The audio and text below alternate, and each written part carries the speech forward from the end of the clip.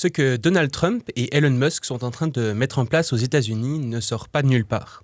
Beaucoup de leurs actions sont, en réalité, l'émanation d'une idéologie poussée par d'obscurs penseurs dont vous n'avez peut-être jamais entendu parler. Peter Thiel, Nick Land, Curtis Yarvin. Ces noms vous ne disent peut-être rien, pourtant ils influencent un nombre croissant de dirigeants à travers le monde.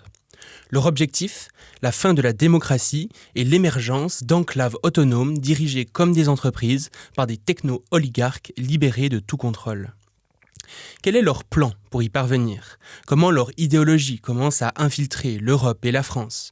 Et comment leur résister ?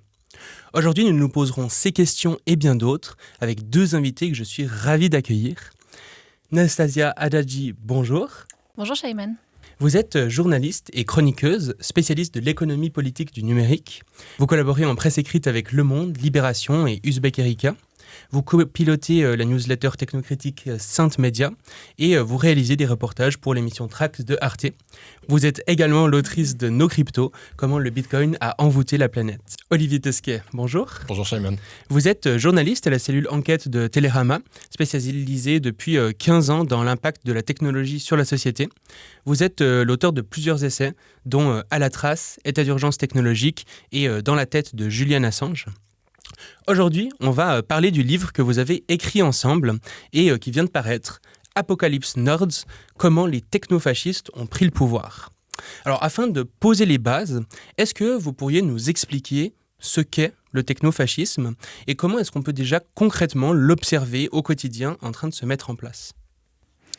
Le technofascisme, c'est une hybridation des fascismes historiques qui, en fait, est le fait d'une poignée d'individus. Donc, ce sont les grands patrons multimilliardaires de la tech que vous avez cités en introduction, qui utilisent leur pouvoir politique, mais aussi les infrastructures et les services du numérique, afin de mener ce que nous qualifions d'une contre-révolution anti-moderne.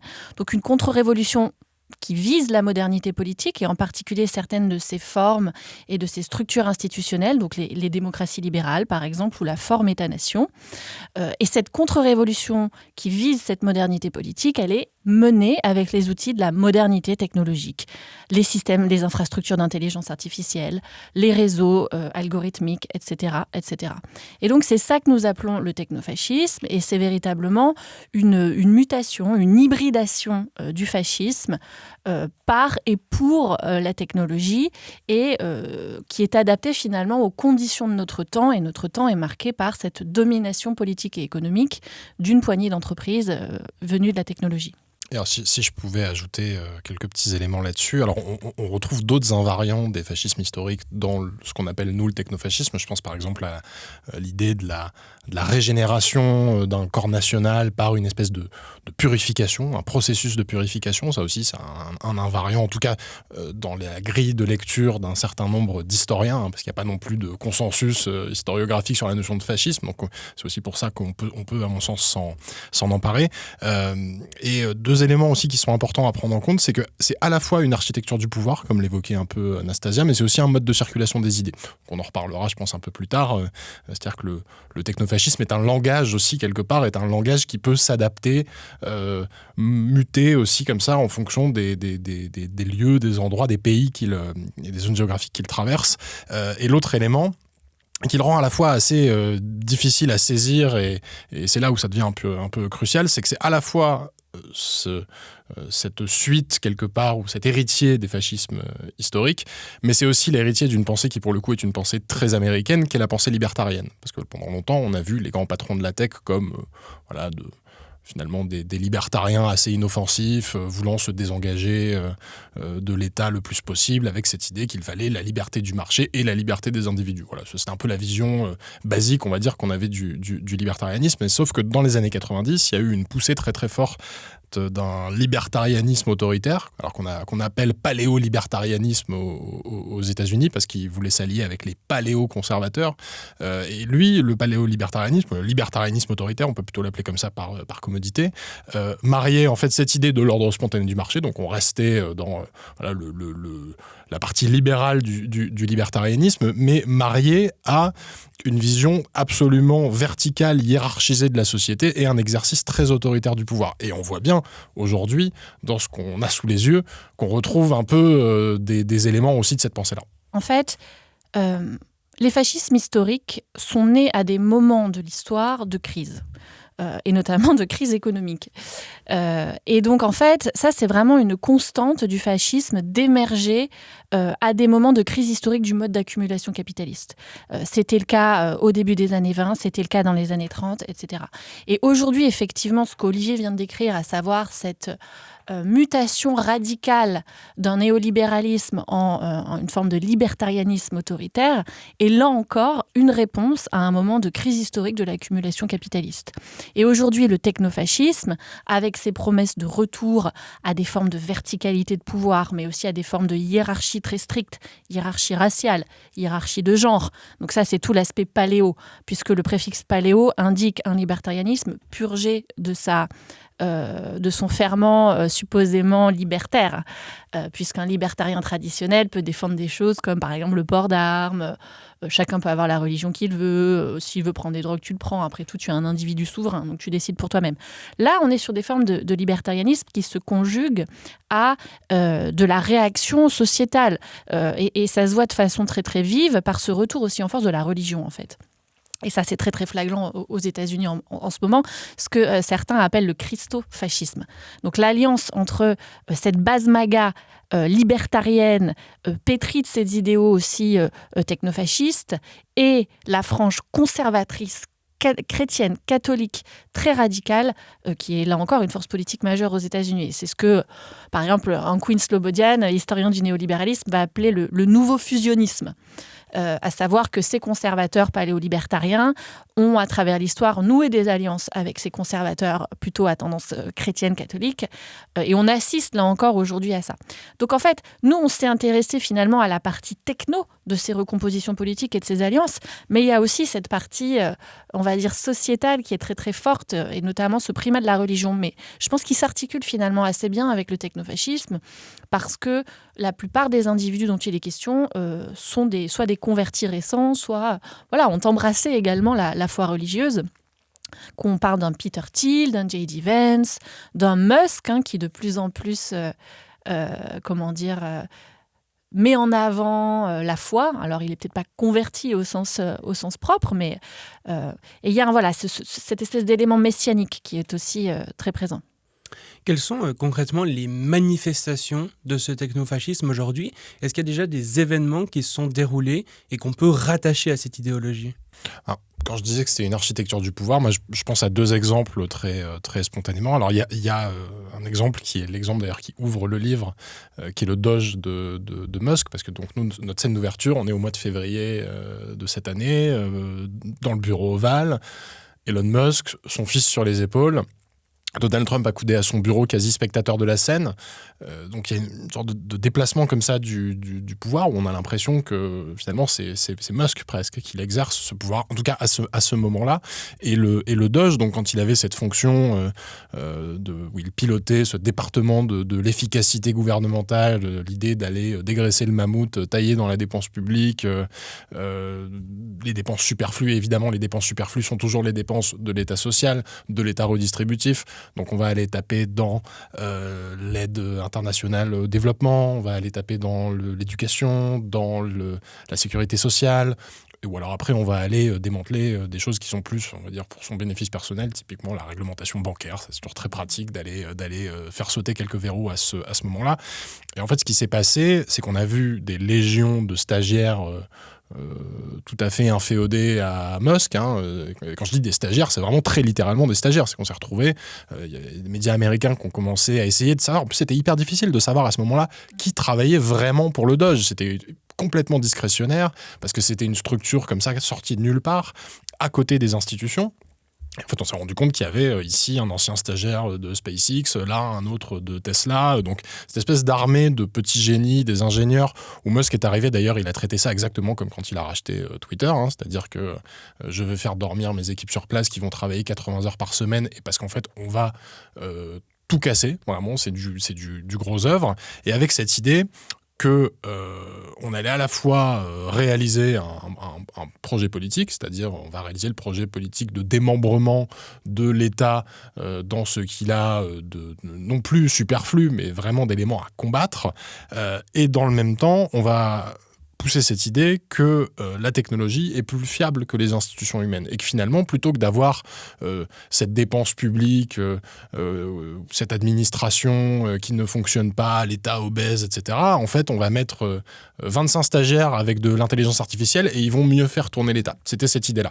Alors, Musk a quitté le gouvernement, il était employé spécial du gouvernement, donc en plus, il n'était pas tenu par des impératifs de transparence vis-à-vis de ses multiples conflits d'intérêts, etc. Donc il était déjà, lui, dans une position qui était une position très privilégiée. Hein. On aurait dit, moi, plus j'y pense et plus ça me fait penser à la position quasiment d'un cardinal dans l'ancien régime, quoi. C'est-à-dire, c'est une figure comme ça qui échappe à tout contrôle finalement et qui a un peu ce rôle de conseiller du prince.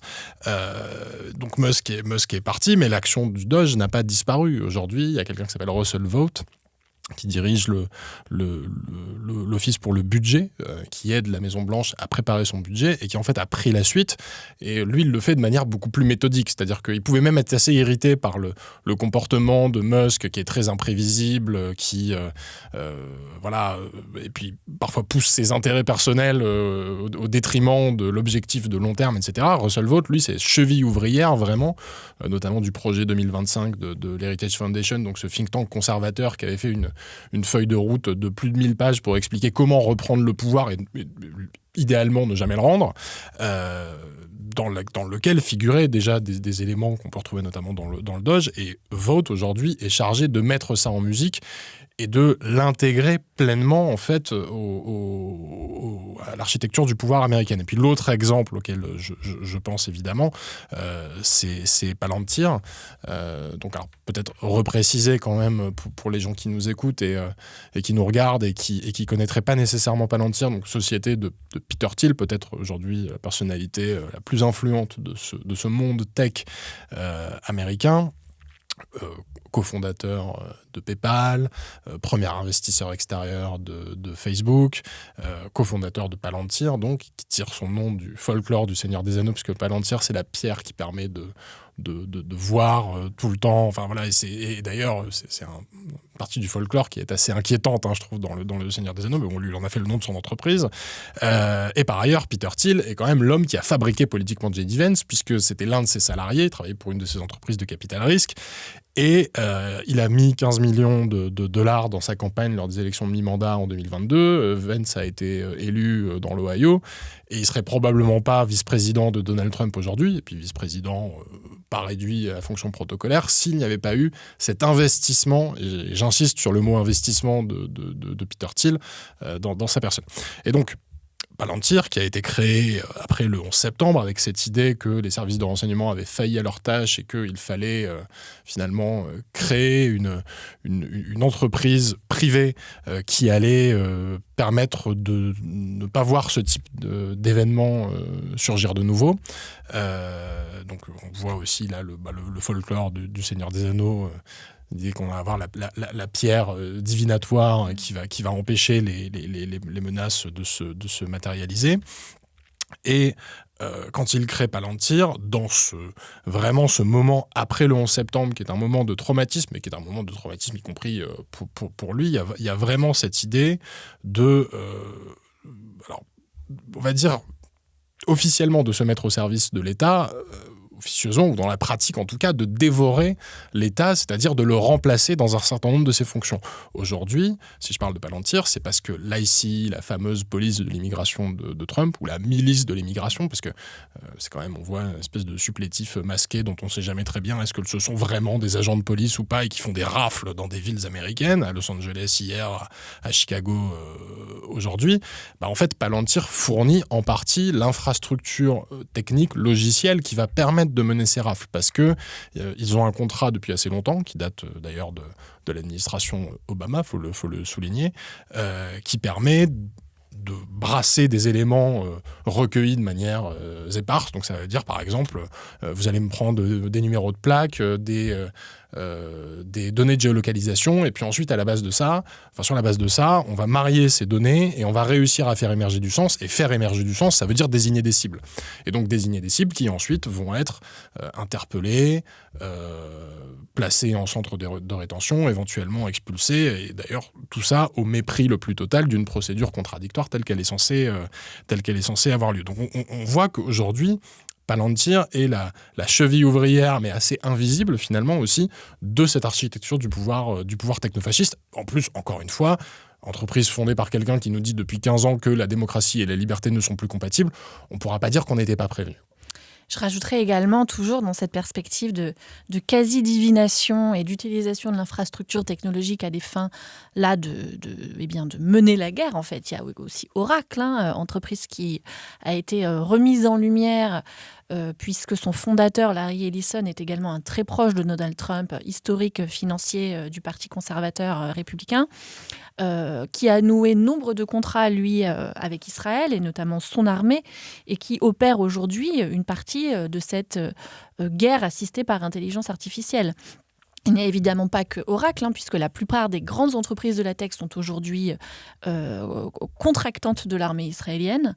Je pense notamment au projet Nimbus, Google, Microsoft, et que, en fait, ce qu'on a vu s'opérer également depuis le 7 octobre, c'est aussi la Palestine, et en particulier la bande de Gaza, qui devient un véritable laboratoire de la guerre algorithmique, de la guerre assistée par IA.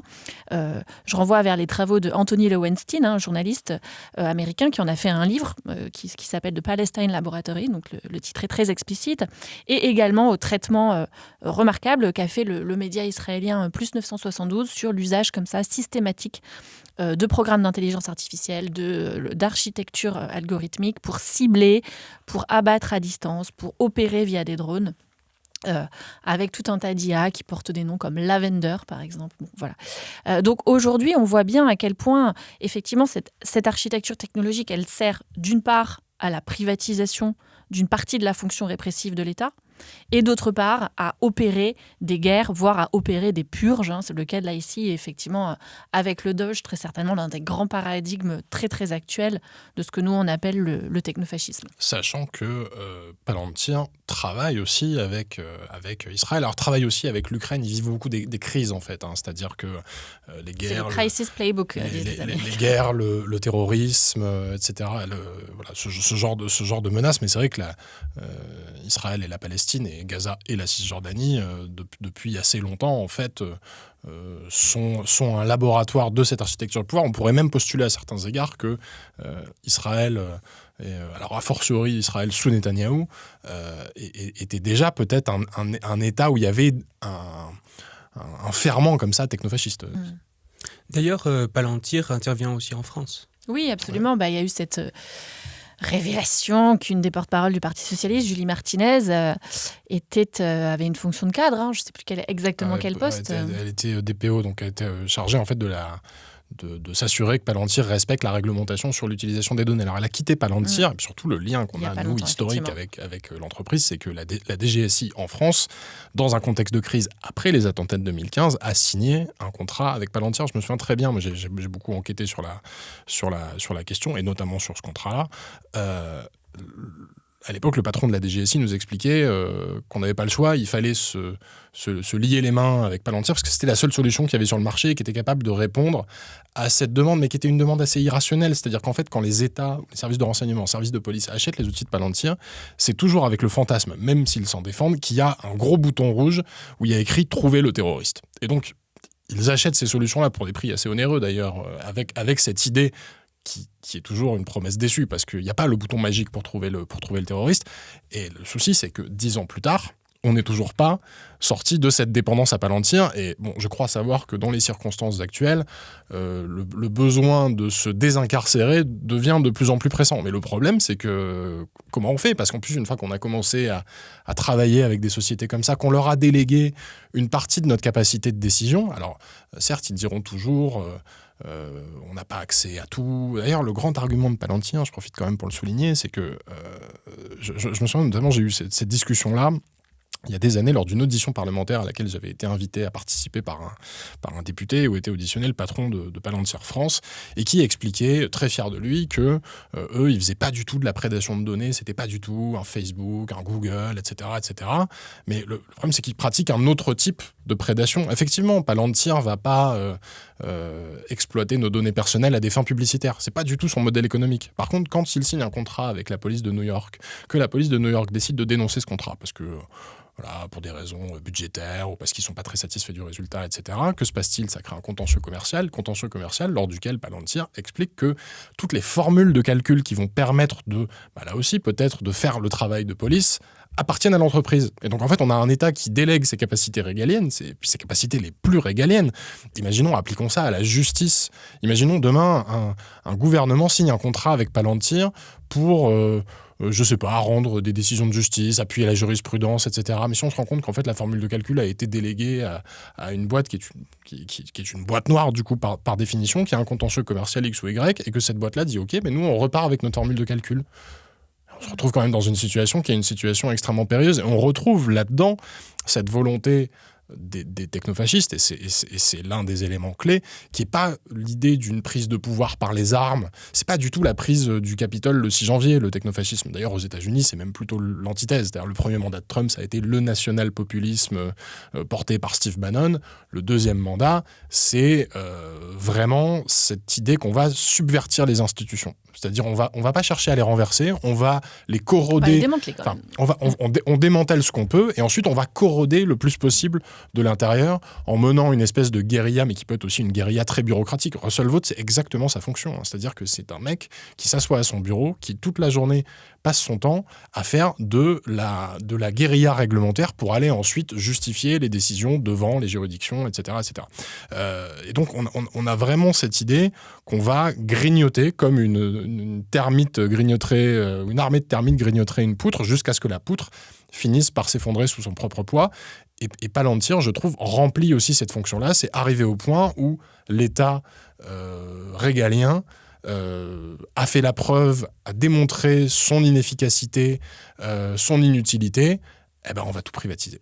D'ailleurs, ça explique aussi pourquoi on entend assez peu parler de ces personnes. Finalement, le grand public n'a pas forcément entendu parler de Peter Thiel, de Kutisai Erwin ou d'autres personnes du genre, parce que leur but n'est pas forcément de convaincre les gens, mais vraiment de s'infiltrer dans les sphères particulièrement importantes pour reprendre le contrôle politique d'un point de vue beaucoup plus élitiste finalement. Oui, ce ne sont pas des politiciens de métier qui vont entrer en campagne et se faire élire, puisque déjà, ils ont comme proposition de base que la démocratie représentative est un système périmé, obsolète, inefficace, que la délibération, c'est complètement hérétique au regard des résultats que ça produit, que le marché, la forme entreprise où un chef décide et où il y a une verticalité assumée, produit de la décision avec plus d'efficacité que toute forme de délibération. Donc effectivement, ils n'ont aucun intérêt à rentrer dans ce jeu-là. En revanche, on peut distinguer plusieurs éléments dans leur projet politique. De façon assez pragmatique, tous ces personnages, alors Curtis Yarvin un peu moins, même s'il a lui aussi des intérêts économiques, tous ces personnages sont avant toute chose des techno-capitalistes. Ce sont des chefs d'entreprise qui sont à la tête pour certains d'empires et qui sont engagés dans une forme de préservation de leurs intérêts économiques et accroissement de leurs intérêts économiques.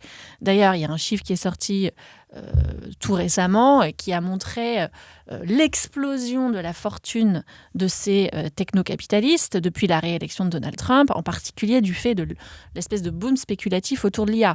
Et ces technocapitalistes ayant des stocks d'actions assez colossaux et des prises de parti dans des entreprises clés, ils se sont particulièrement enrichis. Donc il y a cette variable économique pragmatique qu'il ne faut quand même pas négliger, même si on va dire que c'est un premier étage. Après, certains d'entre eux sont explicitement engagés dans des processus nettement plus politiques, des quêtes de nature quasi existentielle. Si on écoute Peter Thiel, je pense que ça fait...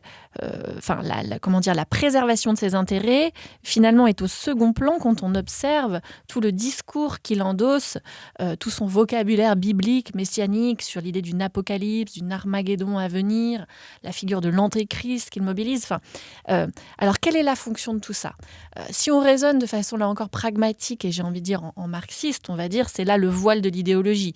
En fait, ce discours messianique et religieux est là pour masquer la réalité de la démarche de préservation des intérêts économiques. Mais je pense qu'il faut quand même prendre assez au sérieux ce que dit-il, notamment lorsqu'on regarde un petit peu où se dirigent ces investissements. Il ne faut pas oublier quand même que Peter Thiel est également quelqu'un qui est pétri d'une philosophie qui est le transhumanisme, qu'il investit massivement dans des technologies destinées à faire fi des limites, ces limites qu'elles soient corporelles, cognitives, terrestres, pour faire advenir une post-humanité qui aurait donc maximisé son potentiel, qui se serait débarrassée de cette espèce de carcan qu'est notre chair, qui nous condamne à cette finitude. Donc là encore, il y a vraiment toute une espèce de mystique, c'est des réinterprétations philosophico-théologiques qu'il propose, et donc il va très pragmatiquement investir dans une start-up qui propose de cryogéniser les corps, telle start-up qui propose de conserver le contenu du cerveau pour qu'il soit téléchargé dans la machine, ou encore tel ou tel investissement destiné à établir des colonies en dehors de la Terre, dans l'espace. Donc en fait, cohabite chez ces technofascistes un élan capitaliste tout à fait canonique, à savoir je préserve mes intérêts et j'accède au pouvoir, et cet accès au pouvoir me permet de gagner des parts de marché, etc. Un projet plus politique à visée idéologique qui est de effectivement faire advenir des contre-ordres politiques en démantelant la démocratie libérale, son fonctionnement, notamment sa structure clé qu'est l'État-nation. Et ensuite, cet élément un peu plus existentiel et mystique qui est le dépassement de la finitude et supposément faire advenir cette post-humanité. Peut-être juste pour ajouter par rapport à ce que vous disiez sur le fait qu'il soit inconnu du grand public, je pense que ça tient à deux facteurs. C'est-à-dire que le premier, c'est qu'un certain nombre de ces entrepreneurs, si je prends un Peter Thiel par exemple, Peter Thiel, il n'est pas à la tête d'une entreprise. Déjà, il n'est plus à la tête d'une entreprise parce que Palantir, il n'est plus aux commandes. Et souvent, en fait, la stratégie de Peter Thiel a toujours été la même, c'est-à-dire d'investir de manière très précoce, de faire émerger comme ça des entreprises et ensuite de se mettre en retrait. Quand on a vu le dîner avec les patrons de la tech... Mais une fois qu'il a revendu ses prises de parti, il s'est enrichi au passage. Il s'est évidemment enrichi au passage, c'est un venture capitaliste, il est là pour accumuler du capital, mais je vois par exemple le dîner avec les patrons de la tech à la Maison-Blanche, Peter Thiel n'était pas là, alors que quand Donald Trump, en 2016, après sa première élection, organise une sorte de première rencontre avec les patrons de la tech, à ce moment-là, Peter Thiel, il est assis à sa droite, c'est vraiment... Trump n'arrête pas de lui démontrer des signes d'affection, presque des photos où on les voit vraiment se serrer la main comme ça de manière assez chaleureuse. Mais Peter Thiel, il n'a pas la surface médiatique par définition d'un Mark Zuckerberg, d'un Jeff Bezos, d'un Tim Cook, de patrons de la tech plus traditionnels. Donc ça, c'est le premier aspect. Palantir, par exemple, ne vend pas du tout de produits à destination du grand public, sauf des t-shirts aujourd'hui, puisque ils font des mugs, des t-shirts. Ils veulent devenir, je cite, une marque lifestyle. Donc il y a vraiment cette idée, mais là c'est un truc de métapolitique, c'est vraiment de discours sur la politique, où on va vendre des t-shirts à l'effigie d'Alex Karp, le patron actuel de Palantir, patron le mieux payé des États-Unis, avec écrit Dominate. Donc on voit, c'est quand même l'idée qu'à travers comme ça tout un tas de symboles, on va véhiculer une idéologie, et il y a des gens qui suivent l'action de Palantir. C'est une entreprise qui est quand même valorisée à quasiment 400 milliards de dollars aujourd'hui et qui, au rang des capitalisations, est devant Coca-Cola ou Bank of America, par exemple. Et il y a des gens qui vont suivre ça comme si c'était leur équipe de foot préférée. Donc il y a vraiment une adhésion qui est une adhésion idéologique à ce projet, qui est présenté de toute façon comme un projet civilisationnel de survie. C'est-à-dire que le discours de Palantir, c'est de dire c'est nous ou eux, sous-entendu nous ou l'ennemi qu'on a désigné. Et donc, on est dans cette rhétorique de guerre. Et l'autre élément sur le fait qu'ils sont comme ça un peu dans le brouillard médiatique par moment, même si on parle de plus en plus d'eux, c'est que ça a été pensé comme ça. De la même manière que ce deuxième mandat de Trump n'est pas du tout la réplique du premier, dans le sens où on n'est plus du tout sur le logiciel national populiste, Curtis Yarvin, depuis longtemps, il explique qu'il ne faut pas du tout convaincre la masse. C'est pas du tout son objectif. C'est pour ça d'ailleurs il publie pas de livres ou de choses comme ça. Il écrit des posts de blog interminables qui sont adressés à des gens qui auront les codes, entre guillemets, pour les comprendre. Il y a quand même tout ce petit milieu est animé d'une idéologie qui est une idéologie aussi du code et de la dissimulation. Et ça, notamment chez certains philosophes qui influencent Peter Thiel. Je pense à Léo Strauss en disant ça. Il y a toujours eu cette idée qu'il y avait une sorte de langue des élites compréhensible par un petit cercle d'initiés qui allait peut-être permettre de faire advenir un ordre nouveau. Et partant de ce principe-là, Curtis Yarvin s'est toujours dit, l'idée c'est de faire émerger, ou en tout cas de pousser ces idées auprès de gens qui sont amenés à avoir des responsabilités, à exercer un pouvoir, et une fois qu'ils seront à des positions de pouvoir, je pense à un J.D. Vance peut-être par exemple en disant ça, ils sauront quoi faire. Et c'est ça l'idée assez clé, et ça explique pourquoi ils sont assez... invisible, en tout cas pas à l'endroit où on attend traditionnellement des idéologues dans notre système de construction du savoir surtout vu d'Europe. Et moi, je voudrais rajouter sur cette velléité métapolitique qui est flagrante, parce qu'une entreprise comme Palantir, plutôt méconnue, dont l'architecture précisément se déplie de façon immatérielle, puisqu'on parle de données, même si effectivement c'est tout à fait matériel, il y a des data centers, il y a des machines qui tournent, il y a un impact écologique, il y a une consommation d'énergie, il faut toujours le rappeler, mais c'est vrai que Palantir, je veux dire, c'est pas des entrepôts Coca, pour reprendre la métaphore, des bouteilles, une marque qu'on voit partout, mais cette volonté comme ça de faire de l'accessoire, de marchandiser un petit peu sa marque, de faire des produits. Déjà, d'une part, c'est très symptomatique de la société marchande et aussi de cette volonté d'instaurer ce primat de l'entreprise, ce primat de la privatisation comme mode d'organisation politique. Je pense que ça, c'est vraiment central. Et en ça, la marchandisation de l'influence de Palantir l'illustre. Mais aussi, ils reprennent, je pense, de façon assez efficace et redoutable ce qu'ont théorisé les penseurs de la nouvelle droite, alors des Français, pour le coup, dans les années 70, Alain de Benoît, Le Graesse, donc ce groupuscule d'intellectuels qui ont finalement... qui ont un peu pillé quand même certains des penseurs antifascistes, notamment Gramsci, pour dire, en fait, la bataille, elle n'est pas seulement dans les urnes, elle n'est pas seulement militaire, elle est aussi, il faut gagner les cœurs, il faut faire la fameuse bataille culturelle. Alain de Benoît l'a théorisé, cette idée de la métapolitique. Il avait dit, voilà, la position stratégique pour nous, conservateurs, radicaux de droite, extrémistes, fascistes, c'est de gagner cette bataille culturelle.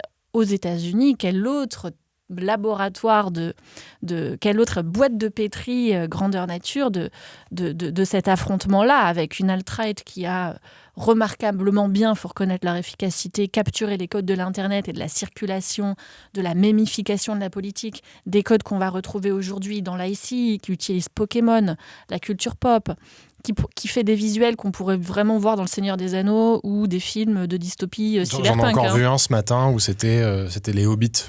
Voilà. En plus, on revient toujours sur le pop folklore culture, de Tolkien. Et en fait, la pop culture, c'est pour s'adresser au grand public précisément. En fait, ils sont inconnus, mais ils utilisent des ressorts politiques et des codes pop. Je veux dire, quand tu fais un t-shirt avec marqué Dominate et que t'es Palantir, tu veux devenir un objet marchand qui circule. Et c'est là aussi, cette bataille métapolitique, qu'elle se joue. Et il faut quand même reconnaître, si on veut essayer de s'alerter, la redoutable efficacité avec laquelle ils font tout ça. Je me permets de faire une petite pause dans votre écoute pour vous faire part d'une annonce importante.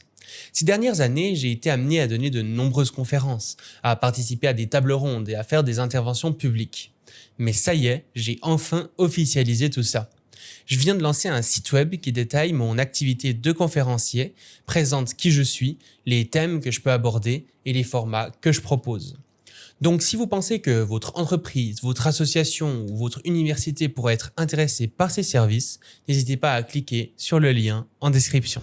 Oui, d'ailleurs, on voit que de façon plus générale aussi, ils vont utiliser beaucoup de vidéos générées par intelligence artificielle, des mèmes. Enfin, ils se sont vraiment appropriés cette culture Internet pour diffuser leurs idées. C'est vrai que l'AI slop, comme on appelle ça, moi j'appelle ça de la pâté pour chat, est vraiment devenu le langage du technofascisme, mais parce que quoi de mieux pour faire advenir cet ordre nouveau, fantasmé, mais qui par définition, c'est l'utopie au sens étymologique, c'est-à-dire que ça n'a pas de lieu, c'est l'utopos, quoi.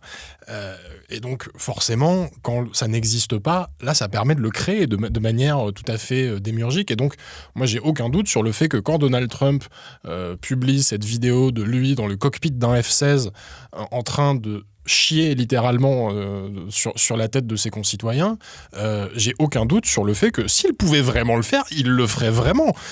C'est-à-dire que ça devient un langage qui fabrique un imaginaire. Alors un imaginaire pourri, alors pourri vraiment au sens premier du terme, mais puis ça fabrique un imaginaire de manière totalement industrielle. C'est-à-dire que aujourd'hui, moi, je suis terrifié. Je fais un pas de côté, mais quand on voit une plateforme comme Sora, par exemple, au-delà du fait que c'est quand même consommer énormément d'énergie pour produire de la pâté pour chat dans des quantités industrielles, mais surtout ça permet de mettre en scène ce discours-là, possiblement, avec alors c'est non seulement une efficacité, mais en plus une volumétrie qui fait que c'est assez difficile à contrer. Et effectivement, on l'a vu, Nastasia le mentionnait, sur la communication c'est quand même un chef-d'œuvre, la communication de l'ICE, qui est la communication en fait du Department of Homeland Security, donc le département de la sécurité intérieure, où ils ont détourné les codes de la série Z pour nous faire Alligator Alcatraz, les codes du film de guerre pour nous faire Chipocalypse Now, donc dérivé de Apocalypse Now, pour annoncer l'opération à Chicago. Là, ils ont fait Pokémon, donc attrapez-les tous. Et en plus, avec cette idée qu'on va administrer un pays comme on administrerait un forum 4chan, c'est-à-dire soit ça vous fait rire et vous faites partie de la communauté nationale, soit ça vous fait pas rire et vous êtes exclu, vous êtes kick-ban, comme on disait jadis sur les forums, parce que vous participez pas, vous n'êtes pas dans cette communauté affinitaire. Et donc il y a toute cette communication, et qui là aussi va parfois croiser, on a la rencontre entre l'univers mémifié de l'extrême droite et l'imaginaire vraiment purement fasciste. Quand je voyais la semaine dernière un visuel posté par l'ICI où on voit des espèces de chevaliers avec des épées dans le brouillard, où par ailleurs on a quand même l'impression qu'ils vont s'attaquer les uns les autres, parce qu'il n'y a pas d'ennemis visibles. C'est très pratique, il n'y a pas d'ennemis visibles, ça peut être n'importe qui. L'administration américaine ces derniers temps étant quand même dans une désignation méthodique de tout un tas d'ennemis. Et quand j'ai vu ces images-là, j'ai pensé à deux choses. J'ai pensé au Seigneur des Anneaux, parce que il y avait un petit côté fantasy comme ça, où on se disait c'est soit le Seigneur des Anneaux, soit Game of Thrones, ce genre de choses. Et l'autre chose à laquelle ça m'a fait penser, c'est le régime nazi. Mais vraiment, et je le dis en insistant, et il n'y a pas de pudeur à avoir, c'est quand on reprend les visuels du parti nazi dans les années 30, vous avez Hitler en armure. Vous avez toujours cette mythification d'une figure héroïque qui convoque en plus l'idée, c'était tout le mouvement Völkisch en Allemagne, on convoque le Saint-Empire germanique pour l'idée d'une Allemagne éternelle au sang pur, c'était le Blut und Bund, c'était vraiment la terre et le sang, quoi. Et je voyais dans ces images-là exactement la rencontre entre ces mondes-là, de la même manière que quand je vois les photos prises pour CNN du patron alors lui c'est pas le patron de l'ICI, c'est le patron de la police aux frontières, c'est la Customs and Border Protection, mais qui se recouvre en partie l'ICI, et donc il est avec une sorte de long manteau où j'ai l'impression que c'est moitié Himmler, moitié un film de Paul Verhoeven, quoi. C'est-à-dire qu'on est comme ça dans un imaginaire qui emprunte autant à la culture populaire. Moi, j'ai plein de copains qui m'ont dit « Ah, mais on dirait le dernier personnage de Sean Penn dans le dernier film de Paul Thomas Anderson. » Et de l'autre côté, ça fait vraiment penser à des figures, je disais Himmler, mais ça pourrait être n'importe quel autre nazi dans son par-dessus Hugo Boss. Ça fait vraiment cet effet-là. Oui, moi j'avais un aspect là-dessus parce que j'avais publié un post LinkedIn au moment où il y avait Elon Musk qui avait fait un salut nazi pour dire que quand même c'était un peu problématique ce qui était en train de se passer. C'est un salut nazi ou pas? Voilà. Oui. Et j'avais reçu un message par Discord d'une personne qui écoutait mes épisodes et qui disait lui-même qui se reconnaissait un peu dans l'idéologie finalement des gens dont on parle, mais qui trouvait absolument insupportable le fait que j'utilise le terme de fasciste, que lui il se définissait comme néo-réactionnaire. L'euphémisation. Le sport préféré des fascistes, c'est quand même d'éviter de dire qu'ils sont fascistes, parce que je pense qu'ils ont conscience du caractère radioactif un petit peu de l'étiquette. On m'a sorti quand même une énorme blague que je vais citer ici. Je sais ce que tu vas dire. Elle est fantastique. Je discutais avec une personne qui est l'une de mes sources pour un des articles sur lesquels je travaille, et on parlait de la question de l'antisémitisme. Et je lui disais, mais parmi vos invités, vous avez quand même des figures du négationnisme français qui sont très clairement des antisémites. Et cette personne me répond, non, et en mentionnant donc Vincent Renoir, qui est quand même une des figures du négationnisme en France, qui a été condamné par la justice pour ses propos à caractère antisémite à plusieurs reprises. Et il me dit, non, il se définit comme judéo-indifférent. Voilà. Et là, Joe drop. J'étais là, waouh. Donc oui, des néo-réactionnaires, très bien. Oui, ce sont des néo-réactionnaires, mais quand on voit l'imagerie, comme on vient de le dire, de l'analyser, qu'ils convoquent, les idées qu'ils mobilisent, cette espèce de... ces références explicites, je veux dire, c'est même plus soi-disant du dog whistling. Non, là c'est explicite. Pardon, mais je crois que les pudeurs, quant à l'utilisation du terme fasciste, elles sont un petit peu superfétatoires à ce niveau-là. J'ai deux petits éléments très concrets à ajouter. Enfin, un très concret qui est quand même que ces dernières semaines, on a un article par semaine quasiment qui nous explique que dans telle boucle WhatsApp, Signal, je ne sais quoi, de jeunes républicains aux États-Unis, il y a c'est même plus des allusions, des signes de connivence qui font référence au nazisme. Donc ça devient en fait un élément folklorique déshistoricisé, c'est-à-dire que tout à coup, en fait, le nazisme devient un objet pop qu'on peut revêtir comme ça parce que ça fait cool. Ça, c'est le premier élément. Le pop-fascisme, comme on dit deux journalistes de Libé qui ont écrit un livre chez Divergent. Donc on pourrait dire une sorte de pop-nazisme un peu par extension. Et puis l'autre élément, et là on va revenir un peu au champ des idées, c'est aujourd'hui qui est l'inspiration philosophique, intellectuelle, morale majeure, et d'ailleurs on le retrouve à la fois à la Maison-Blanche et chez les patrons de la tech, c'est Carl Schmitt.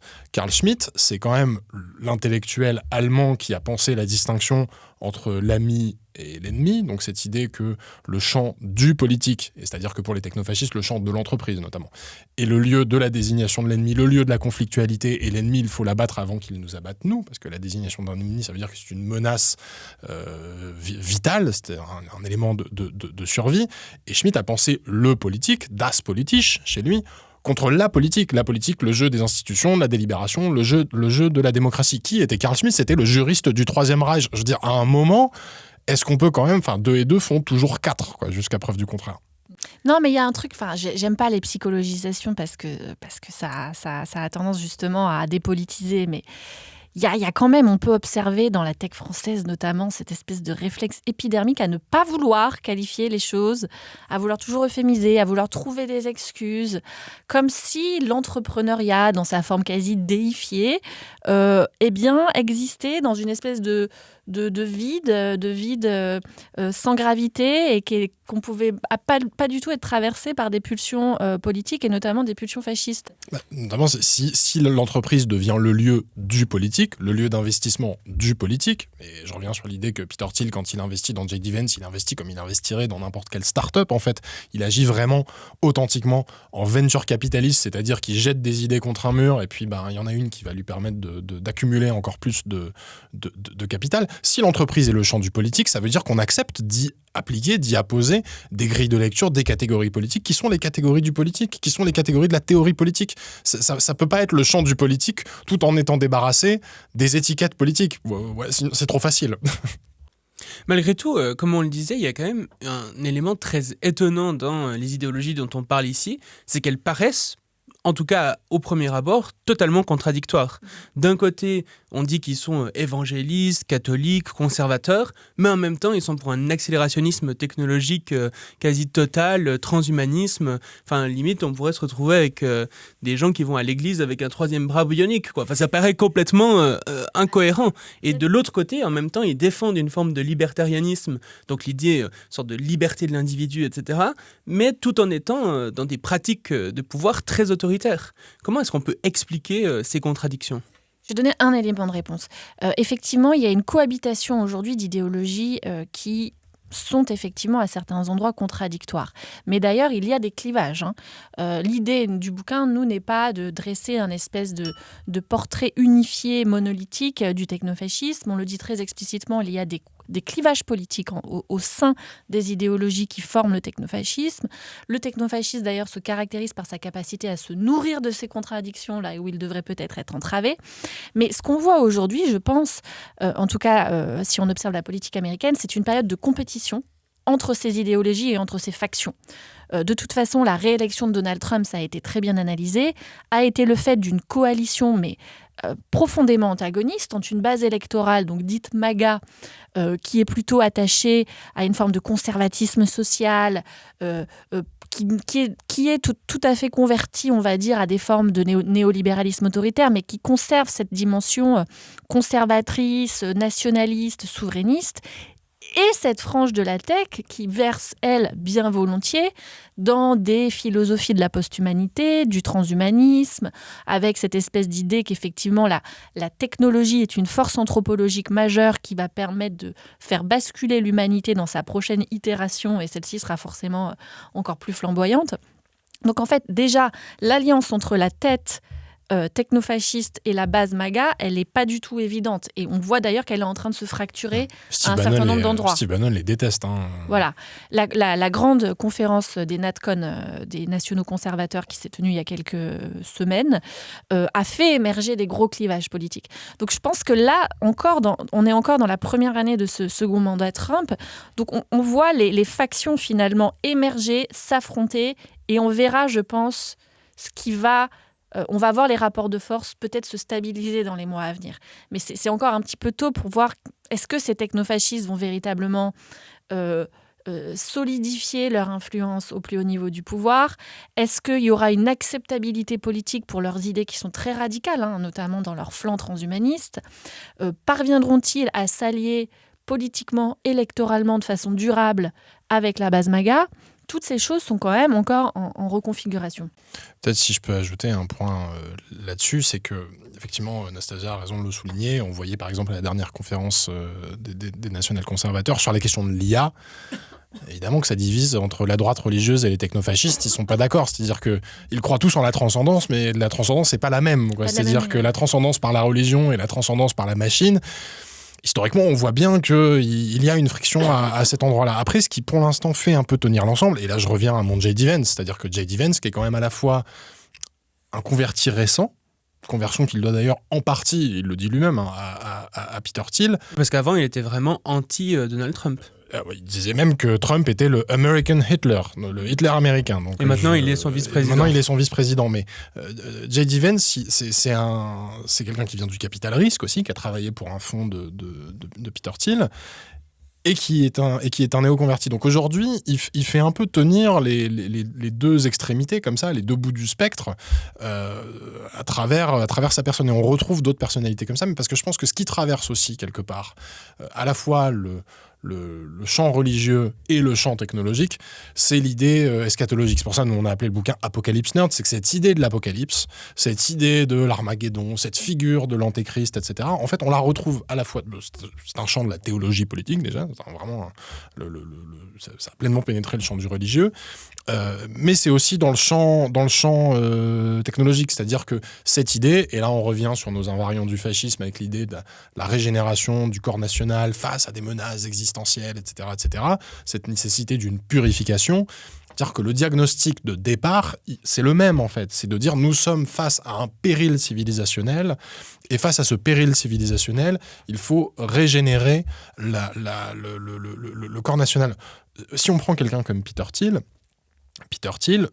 peut-être même encore plus que J.D. Vance finalement, c'est la rencontre entre le religieux, il est très pieux, et le champ technologique. Les autorités, les figures qui ont vraiment forgé la pensée de Peter Thiel. Je parlais de Carl Schmitt tout à l'heure, mais il y a aussi le philosophe français René Girard qui a été son prof à Stanford. René Girard, donc père de la théorie mimétique du désir, cette idée qu'on ne désire rien en propre, mais on désire toujours ce qu'a autrui, et que donc ce désir crée de la violence, et que le seul moyen de restaurer l'ordre, au moins temporairement, c'est de désigner des boucs émissaires. Bon, alors après, Peter Thiel a une interprétation très personnelle, très utilitariste de René Girard, ce qui fait que les girardiens maintenant l'ont un peu excommunié ou le regardent d'un air un peu désespéré, mais on voit que sa pensée à lui est quand même très imprégnée de gens qui viennent du champ théologique ou théologico-politique. Donc cette idée que ces éléments-là peuvent se marier ou être fonctionnels, peuvent être fonctionnalisés, mais peuvent être fonctionnalisés là aussi au sens informatique du terme. Aujourd'hui, on en a la preuve. Combien de temps ça va durer ? Ça, je suis pas oracle justement, donc je suis pas capable de le dire. Mais en tout cas, force est de constater qu'aujourd'hui, malgré ces frictions, ces désaccords, ces contradictions apparentes, l'ensemble tient plus ou moins, mais alors peut-être que l'ensemble tient aussi parce que pour l'instant il y a Donald Trump, et que Donald Trump, entre tous ses pôles, agit comme il a toujours agi, c'est-à-dire que c'est le deal maker, c'est-à-dire que Trump c'est un courtier qui arbitre et qui de temps à autre d'ailleurs rappelle que c'est lui le chef, c'est ce qu'il a fait vis-à-vis de Musk. À un moment il dit c'est moi le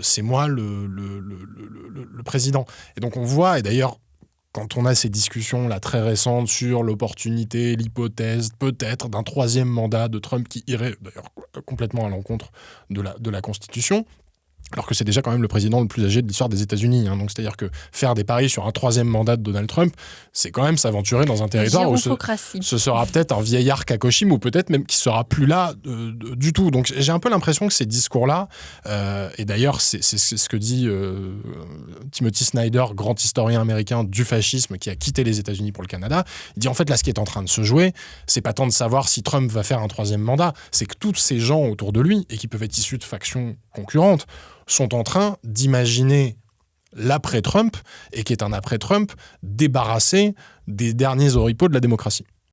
Et moi, je rajouterais un élément, parce que je trouve qu'effectivement, on voit sur ce retour du religieux et de l'argument religieux, quand on voit ces capitaux risqueurs, ces financiers, se convertir, s'emparer du lexique de la religion, mobiliser de la rhétorique messianique, biblique, apocalypse, Armageddon. Qu'est-ce qui voyage aussi là-dedans, outre cette vision du monde centrée sur l'idée d'une eschatologie, à savoir d'une fin du monde imminente? Incise, idée que l'on va retrouver énormément chez les partisans de la crypto, en particulier les bitcoiners, pour qui le système monétaire mondial est chaque seconde plus près de son délabrement final et de son effondrement final. Donc il y a vraiment cette idée, le monde va s'effondrer demain, prémunissez-vous, achetez Bitcoin. Donc cette eschatologie, elle traverse vraiment le secteur des technologies. Ce qui permet d'une part d'imposer des solutions toutes faites, de façon assez arbitraire, puisque face à la fin du monde, voici le programme. Mais ces grands entrepreneurs, et là je pense notamment à Musk, même si grand entrepreneur, je lui accorde un peu trop de crédit, je crois.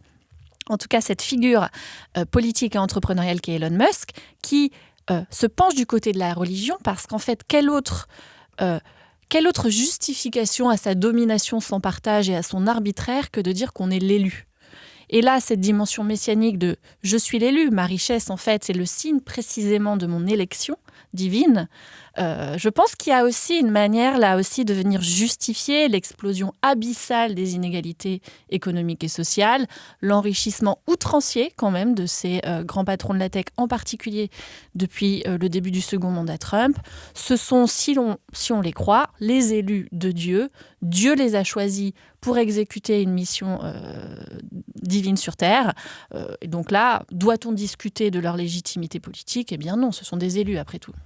Et ça me fait penser sur les investissements sur l'IA, par exemple, qui aujourd'hui ont quand même atteint des niveaux complètement irrationnels. On n'est pas très loin du champ du religieux, quand même, avec l'IA. C'est-à-dire que cette idée que, de manière quasiment magique, on va réussir comme ça à avoir une nouvelle abondance, alors que bon, pour l'instant quand même, je rappelle les chiffres sur la bulle qui serait 17 fois plus grosse que la première bulle .com, première bulle internet de la fin des années 90, et serait 4 fois plus importante que la bulle qui a mené à la crise financière de 2008. Donc le jour où la bulle éclate, il va peut-être y avoir du sang sur les murs.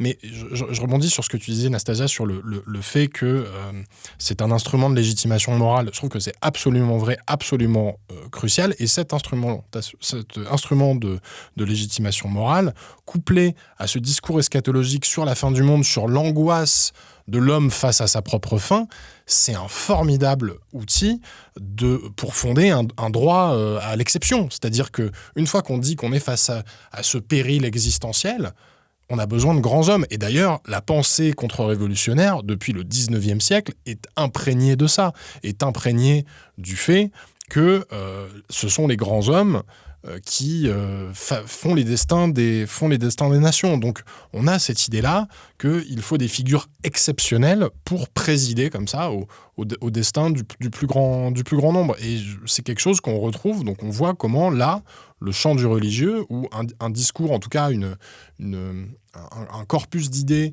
qui appartient vraiment à la pensée contre-révolutionnaire depuis 2 siècles, la pensée des anti-lumières, pénètre comme ça, plus ou moins explicitement, le champ technologique. D'ailleurs, on voit que c'est un développement de l'intelligence artificielle qui, là aussi, se fait de façon totalement antidémocratique. Parce que quand on regarde les sondages qui sont même faits aux États-Unis, donc un des pays quand même les plus accélérationnistes, il y a 72% des gens qui répondent qu'ils aimeraient un ralentissement des progrès de l'intelligence artificielle. C'est pas du tout ce qui se passe. Le projet Stargate qui a été annoncé en début d'année, 500 milliards d'investissements dans l'intelligence artificielle, c'est 17 fois le prix du projet Manhattan, qui a abouti à la bombe nucléaire, ou 3 fois le prix du projet du programme Apollo qui a abouti aux premiers hommes sur la Lune. Donc on est sur des ordres de grandeur qui sont totalement délirants. L'IA, c'est le nouveau vecteur de l'impérialisme américain. En fait, on ne vise même plus tant. Enfin, j'ai quand même le sentiment, quand on observe ce concours de décision qui est très propre d'ailleurs au néolibéralisme autoritaire. Hein, c'est l'idéal de la compétitivité, l'avance technologique, blablabla, blablabla. Aujourd'hui, c'est, comme tu dis souvent, c'est le nouveau dollar, l'IA en fait. C'est celui qui maîtrise la technologie, sera le vainqueur des grands affrontements néo-impériaux du monde contemporain. Donc on va mettre en scène le péril existentiel qui viendrait de la Chine, en dépit du fait qu'il existe véritablement des affrontements géopolitiques dont je n'essaie pas de nier l'existence. Mais il faut voir quand même comment l'IA sert ce discours impérialiste et sert à asseoir la domination aussi, en particulier des États-Unis et de la Chine là-dedans, dans une forme de rebipolarisation du monde qui n'est pas sans rappeler quand même la guerre froide, mais avec un nouveau joueur. Voilà. Donc, il faut aussi le voir comme, là encore, un outil politique que ce déploiement sans limite de l'IA. Ouais, c'est un peu, moi j'ai l'impression quand je revois cette scène, j'y repense quasiment toutes les semaines, de ce dîner à la Maison Blanche, et où Zuckerberg dit « je vais investir 600 milliards dans l'intelligence artificielle », et il pense que son micro est coupé, il se tourne vers Donald Trump, un peu fébrile, comme le sont les vassaux face à leur seigneur, et il dit « Monsieur le Président, vous m'avez pris au dépourvu ». Servile, c'est vraiment le terme.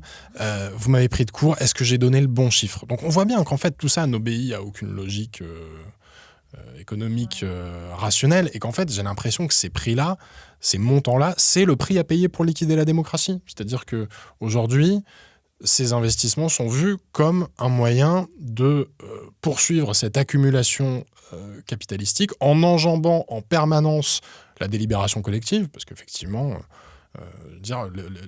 l'IA n'a jamais été, mais vraiment là, dans le moment dans lequel on est, c'est absolument pas un objet de délibération, de débat.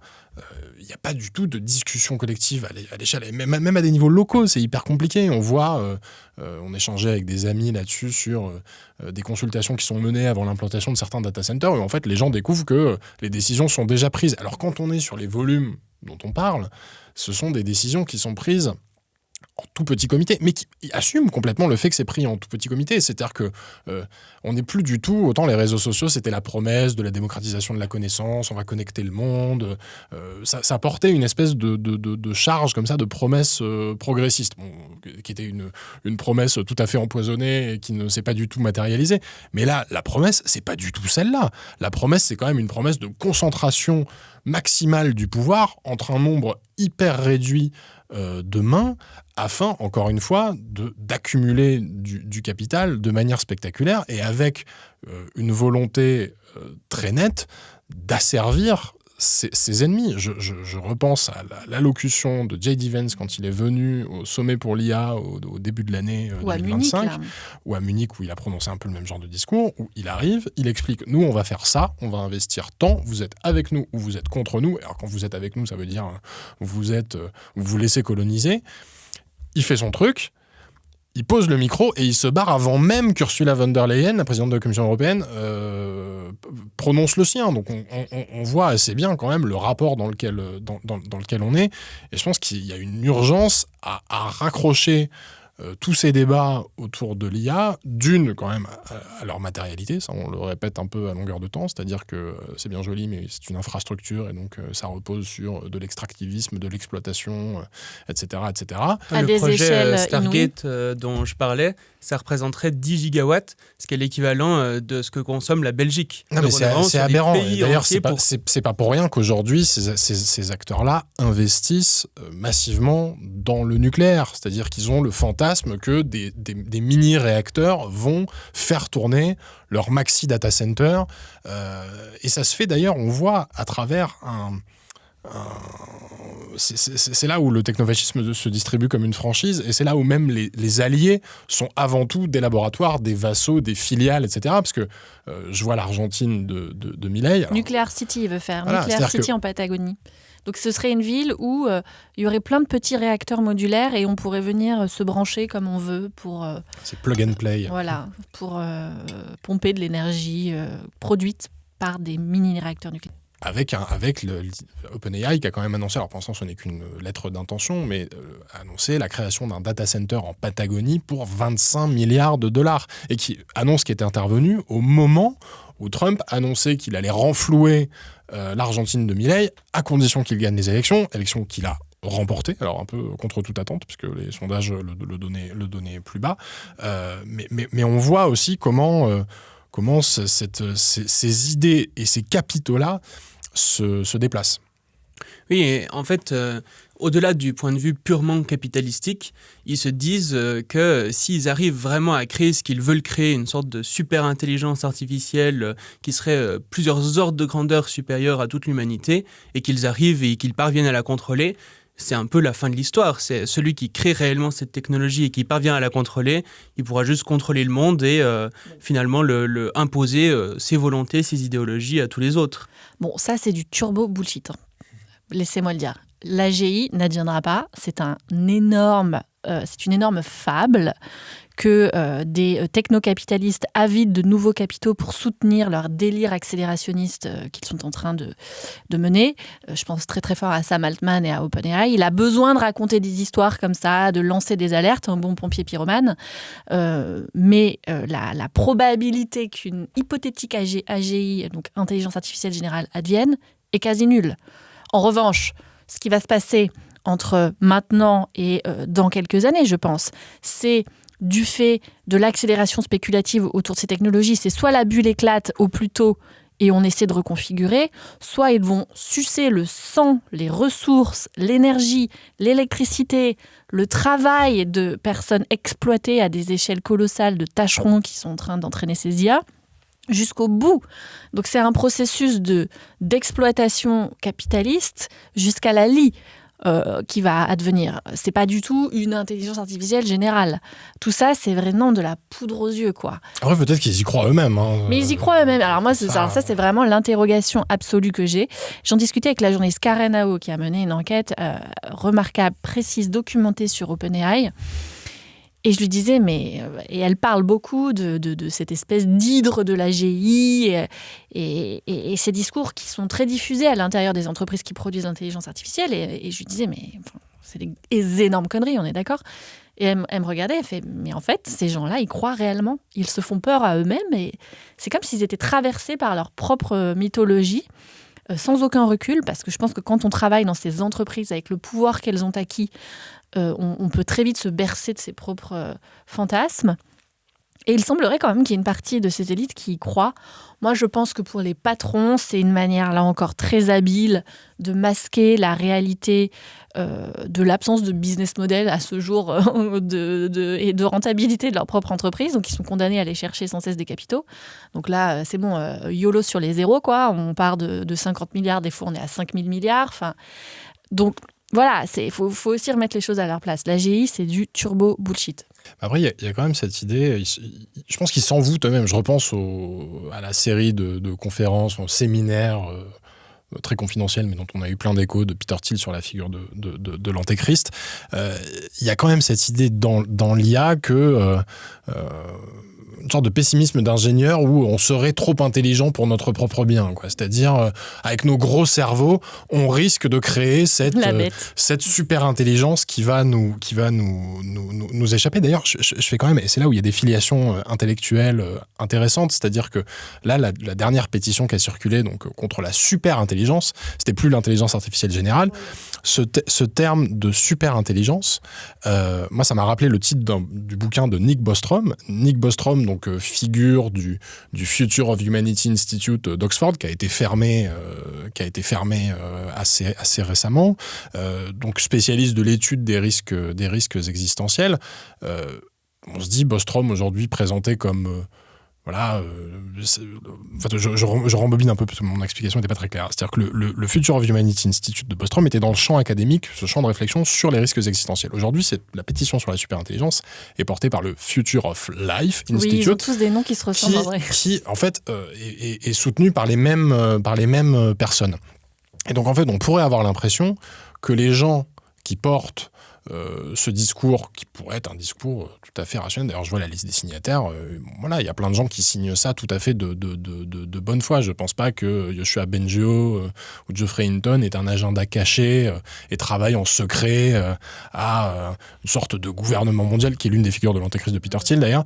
Donc, je pense qu'ils y vont sincèrement. Mais par contre, on aurait tort de prendre pour des alliés des gens qui, en réalité, sont des transhumanistes convaincus. Parce que Bostrom, c'est pas qu'il est opposé à l'intelligence artificielle, c'est que, en fait, c'est en miroir le même discours eschatologique, et c'est cette idée que, finalement, face à ce péril existentiel, face à cette possible survenue très probabiliste, c'est une pensée très bayésienne où on se dit que si le pire a 0,0001 chance, 0,1% de chance d'advenir, il faut tout faire, tout diriger, tous nos efforts pour empêcher que cette probabilité infinitésimale surgisse.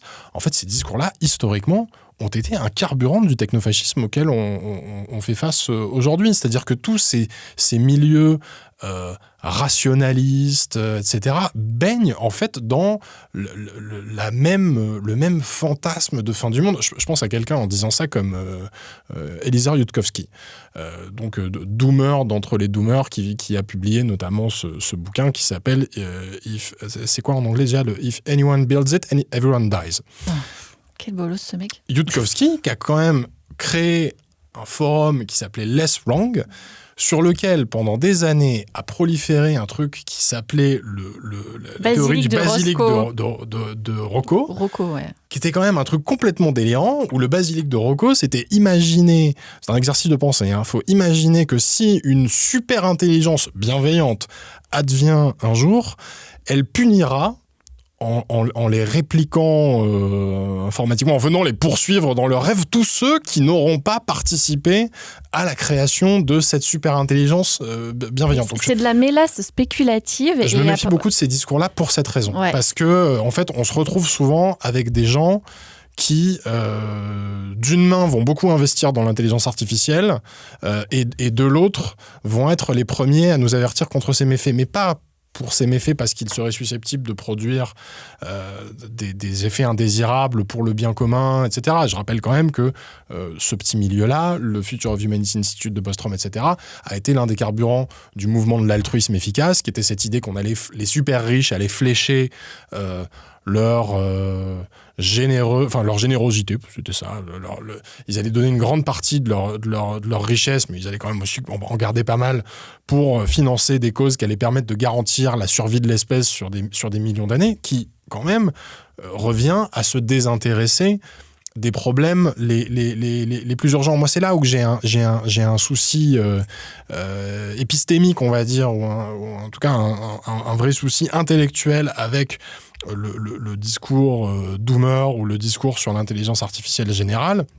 C'est que c'est tombé dans le piège de cette diversion et passer énormément de temps, d'énergie et peut-être d'ailleurs des gens qui vont flécher des capitaux pour ces raisons-là, alors que dans le même temps, il y a toute cette matérialité qu'on décrit depuis tout à l'heure, à commencer par la question de l'énergie, parce que vraiment, et de la soutenabilité du modèle qui passe par pertes et fracas. Pour le dire en une phrase, quel autre risque existentiel aujourd'hui que le fait de pouvoir continuer à habiter de façon correcte sur notre planète ? Enfin, je veux dire, c'est toutes ces pensées, ces espèces de mélasses spéculatives sur le futur à échelle 1, 100 000, si on en croit leurs propres échelles, c'est une manière de nous divertir des enjeux du présent, des enjeux qui sont à la fois socio-économiques, on le disait, explosion des inégalités,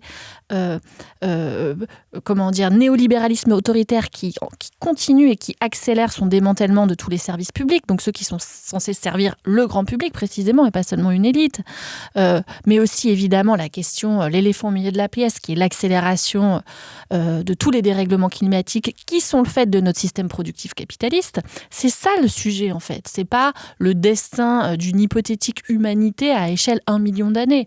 Et en fait, tous ces discours qui se partent d'une espèce de rationalité techniques, scientifiques, sous-entendu, nous sommes des gros cerveaux, nous savons un petit peu, sont en fait des manières utilitaristes, d'une part, mais de ramener le réel à une forme de contingence, le réel, l'actuel, l'humanité telle qu'elle vit aujourd'hui et telle qu'elle, et d'ailleurs ses conditions de vie se dégradent, à une forme de contingence, puisqu'on va réfléchir dans cette espèce de futur hypothétique. Et ça, c'est vraiment politiquement extrêmement dangereux. Et par ailleurs, je rappelle quand même juste un dernier point de contexte, pour un Peter Thiel, mais c'est pas le seul, l'horizon ultime, on va dire le mariage, l'union entre l'État, la puissance publique et la technologie, c'est le projet Manhattan.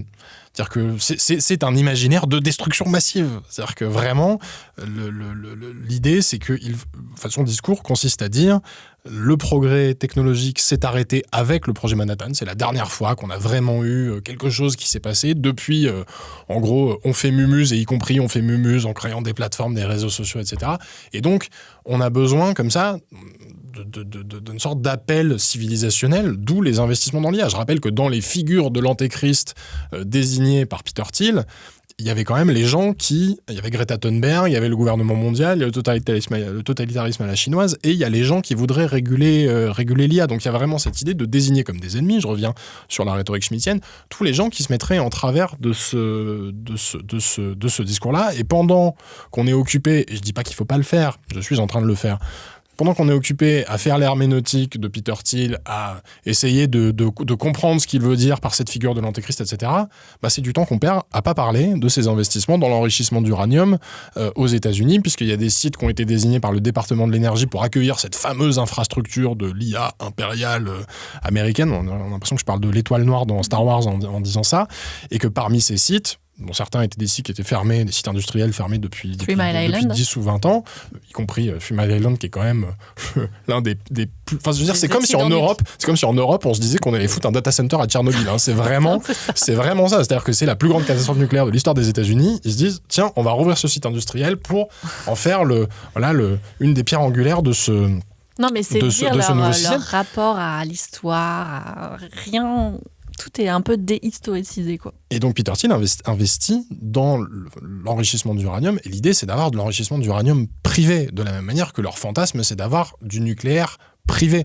Quand on parlait de l'Argentine tout à l'heure, que fait l'Argentine en ce moment ? Elle est en train de massivement privatiser son secteur nucléaire. Alors il se trouve que l'Argentine aussi, et c'est là où on revient à des considérations géopolitiques, travaille beaucoup avec la Chine. La Chine a mis ses petits pions, etc., parce qu'il y a des ressources naturelles notamment, et des terres rares en Argentine, et on voit que ce qui est en train d'advenir aujourd'hui, c'est aussi une bataille entre géants de l'IA, où les États-Unis, et c'est aussi à mon avis l'un des objets du plan de secours, de la bouée de sauvetage envoyée à Milei, qui se rend compte que diriger un État, c'est pas seulement un exercice de pensée et faire des concerts de rock dans des stades, c'est aussi pour forcer un changement d'alliance et sortir l'Argentine de l'étreinte chinoise pour les ramener dans le giron américain avec un régime milléiste qui, évidemment, est idéologiquement assez compatible avec le trumpisme. Jusqu'ici, on a beaucoup parlé finalement des États-Unis et un peu de l'Argentine également, mais c'est une pensée, le technofascisme, qui se pense à l'international aussi.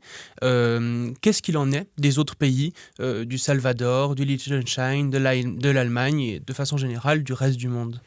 Ce qu'on explique, je pense je vais laisser Olivier un peu déployer le système dont on parle, mais c'est cette idée d'une pensée en API ou de franchise, c'est-à-dire que c'est un logiciel qui idéologiquement est suffisamment plastique pour qu'il puisse s'adapter, se décliner en fonction des contextes politiques particuliers.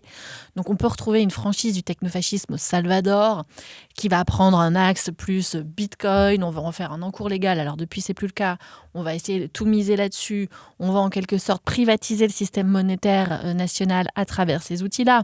On peut en retrouver des déclinaisons ailleurs, l'Argentine est également un exemple. Je pense qu'il y a aussi beaucoup à regarder du côté de l'Afrique, qui sont des zones, globalement tous les endroits du monde où les structures politiques sont en crise, où il y a une forme de fragilité institutionnelle, où il y a des crises économiques, toutes ces zones-là sont susceptibles... Ou un passé colonial. Ou un passé colonial, et souvent ça va de pair, sont susceptibles d'accueillir des franchises de ce technofascisme, là encore avec cette idée que la technologie va permettre d'administrer de façon plus efficace un pays, etc. Et ça, je l'avais déjà documenté, moi, dans mon travail sur les cryptos. Et effectivement, l'Afrique aujourd'hui, notamment avec les stablecoins, qui sont des formes privatisées de monnaie, est un des grands terrains de jeu de cette forme-là de technofascisme qui passe par la privatisation du système monétaire. Parce que quand on parle de pensée en API, alors c'est pas seulement une coquetterie, parce que on a appelé le bouquin Apocalypse Nerds et on a parlé de technofascisme, et donc il faudrait comme ça des métaphores issues du monde de l'informatique. C'est qu'on a en face de nous des gens qui regardent le monde avec des yeux d'ingénieurs, qui ont des angoisses existentielles d'ingénieurs, et donc cette idée de la pensée en API, donc l'API, l'interface de programmation, c'est qu'on va pouvoir exécuter un bout de code du technofascisme sans avoir connaissance du fonctionnement général du logiciel. Donc on va pouvoir avoir des franchises, effectivement, de cette manière-là. Tu disais le Salvador. Le Salvador, c'est à la fois sur le Bitcoin, etc., mais c'est aussi un sous-traitant de la politique carcérale des États-Unis. C'est-à-dire que Bukele, autoproclamé dictateur le plus cool de la planète, a quand même construit le C-Code, cette espèce de méga-prison dont on a beaucoup parlé, parce qu'en plus l'endroit est hyper impressionnant, intimidant, effrayant. Enfin voilà, on peut choisir l'adjectif qu'on veut, mais il y a une mise en scène comme ça très, très spectaculaire, où les États-Unis ont envoyé les pires membres de gangs, etc. Alors après, que ce soit des vrais membres de gangs ou pas, ça, finalement, tout ça est assez accessoire, parce que l'idée, c'est surtout de mettre en scène leur expulsion. Donc on voit que non seulement il y a des franchises, mais il peut y avoir des liens. Et je pense que, alors, pour nous, Européens, parce que là on pourrait se dire le Salvador, l'Argentine, l'Afrique, l'Inde peut-être aussi à certains égards, c'est assez lointain. On sent qu'en Europe, on n'est pas complètement perméable à ces discours-là. Déjà parce que quand on regarde les indicateurs politiques et l'état des institutions, on voit que les partis politiques, les partis traditionnels, notamment les partis de gouvernement, sont en train de s'effondrer, que la confiance en ces partis est en train de s'effondrer, que dans tous les sondages, les études, notamment les études du Cevipof, je pense aux travaux de Luc Rouban, etc., il y a un désir d'efficacité, c'est-à-dire que la démocratie n'est pas suffisamment efficace, et donc là on voit comment la forme entreprise, la personnalité entrepreneur pourrait être très séduisante pour répondre à une crise de la politique, pour le coup. On voit aussi, dans le même temps, un appétit de plus en plus profond, et notamment chez les jeunes, pour une figure autoritaire. Donc une fois qu'on commence à mettre tout ça dans un shaker et qu'on secoue, on arrive à des choses qui sont assez inquiétantes. Quand on voit ce qui s'est passé aux États-Unis au moment du retour sur la scène de Donald Trump, quelles ont été les réactions en France? On a eu Éric Ciotti ou Valérie Pécresse qui ont repris la métaphore de la tronçonneuse. Alors parfois c'était un peu réadapté, c'était plutôt la hache. La hache, c'est peut-être un peu moins inquiétant que la tronçonneuse, mais en tout cas l'idée était la même. On a plein de responsables politiques, y compris dans le fameux arc républicain, qui nous ont dit il faudrait un Elon Musk en France. Alors maintenant il nous faut un Milei français selon Olivier Babot. Voilà, ça on l'entend aussi chez les libéraux un peu bon teint. On l'entend de plus en plus. C'est pareil que sur, pardon, excusez-moi, mais c'est pareil que sur fasciste. On ne veut pas se dire libertarien ou d'extrême droite, on est libéral. Ça, c'est le doux euphémisme qu'on emploie en France. C'est surtout quand on dit ça, on oublie les racines antidémocratiques, réactionnaires du libéralisme. Moi, je repense toujours à cette image racontée d'ailleurs par Chamaillou dans La Société ingouvernable, de Friedrich Hayek, figure comme ça totémique du néolibéralisme, qui va dans le Chili de Pinochet, et qui, interrogé sur le régime, dit qu'en gros il vaut mieux une dictature libérale qu'une démocratie qui ne serait pas libérale. Bon, au moins les choses sont relativement claires. Quand on voit aujourd'hui des forces politiques, alors qui peuvent être des forces politiques très groupusculaires, je pense par exemple Reconquête, Sarah Knafo nous fait du Elon Musk dans le texte. Elle est allée sur les plateaux télé avec ses petits tableurs Excel de l'Agence française pour le développement pour dire j'ai repéré un programme pour soutenir la transition de genre au Guatemala pour 40 000 €. Hop, il faut absolument sabrer ce truc-là. Donc on voit qu'il y a une réplique comme ça, une imitation presque. Les perroquets, ou Laurent Wauquiez qui parle de la Cour suprême et du pouvoir des juges. On n'a pas de Cour suprême en France. Il ne se prend même pas la peine de traduire dans la forme institutionnelle parfois, il y a vraiment une importation qui est une importation très, très, très littérale et qui, à mon avis, ne peut pas vraiment prendre en France, parce que même si ces milieux-là, on l'a vu d'ailleurs avec Reconquête, quand on était au sommet des libertés organisé par Sterrin et Bolloré, il y avait quand même cette idée que le milieu, par exemple, de la finance alternative est complètement acquis à cette cause-là. Donc on voit qu'on a des tentatives comme ça d'un certain nombre de forces politiques de capitaliser là-dessus. On peut penser aussi à un Pierre-Édouard Sterrin. Il n'est plus en odeur de sainteté. Alors il est plus très en odeur de sainteté, ce qui est une expression parfaitement bien trouvée pour le décrire. Mais je le vois quand même comme une sorte de Peter Thiel français, déjà parce que comme Peter Thiel, il veut faire de la politique comme on fait du business. D'ailleurs, il note tous ses candidats préférés potentiels pour les 3 ou 4 élections à venir dans un tableur Excel.